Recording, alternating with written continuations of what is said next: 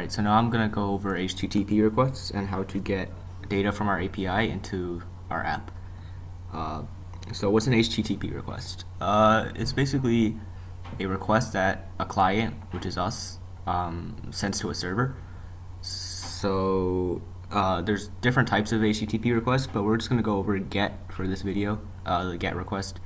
The tool I'm using is called Postman, and it lets you send these requests really easily. So if you click here, you see the different types of requests that we can send. Like I said, we're using the GET request today. And this is a server that we're going to send the GET request to. And so the GET request, like the name implies, literally just gets data from the server. So let's click send. And you'll see it gives us a giant array with data from our database about housing, as you know this link suggests. It's a giant array, and what's interesting is that when you visit a website, it actually sends a GET request. Your browser is actually sending a GET request to that server.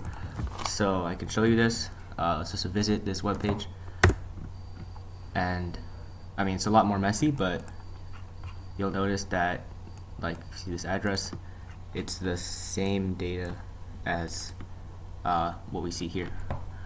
So now that we have the data, how do we get it into our website or app, right? So we're going to use a tool called Axios. I can make a quick demo of that right now. So I'm going to make a new project.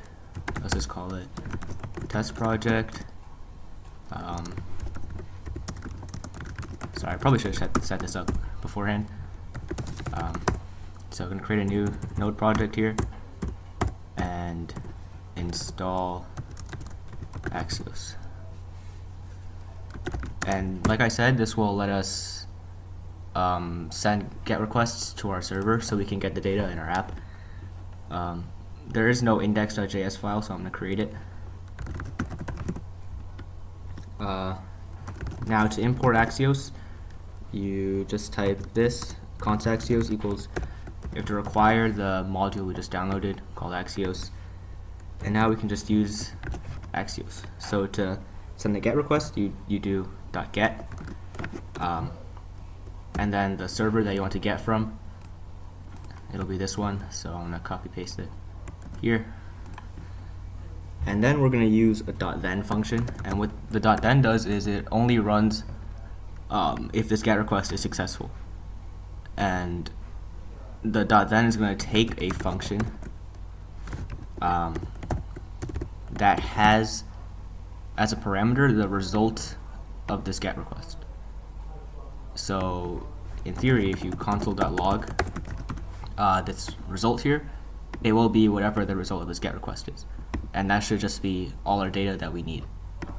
It also takes a catch function, which only runs if there's an error. It's just for debugging, so if there's an error, we want to log the error, right? And then lastly, there's one more .then after that, and this will always run, regardless of whether it succeeds or not. We don't really need this, but I'll just keep this here,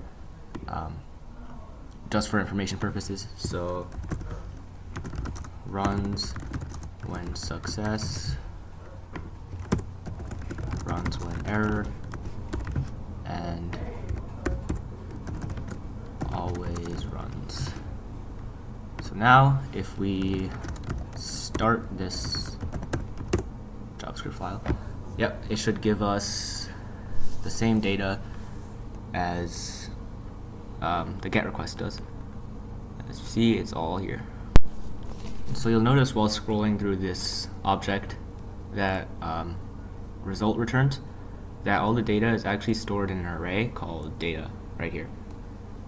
So if we want just the data, we can, instead of logging the whole result object, we can just log result.data, and this should give us just this array and not all this stuff before it. So let's run it again, and let's see. You should notice that it just gives us, well, it's too long, but whatever. Yeah, it just gives us the array and not the stuff before it. And so now, since this is an array, we can just access the data normally like we would a normal array. So let's let's call this an array. Let's set it to result.data, and now we can just loop through the array like we would a normal array. For each element, we can just console.log the element. Now let's run this, and you see it just gives us all the data like that. If you want a specific element, let's say just the first element, you can just do console.log array position 0, and it will just give you the first. Yep, just give you the first element. So if you want to display this in like a web page, let's say, let's just go back to this. You know, inside this, instead of console.log, you can display an element in the array or whatever. And so, yeah.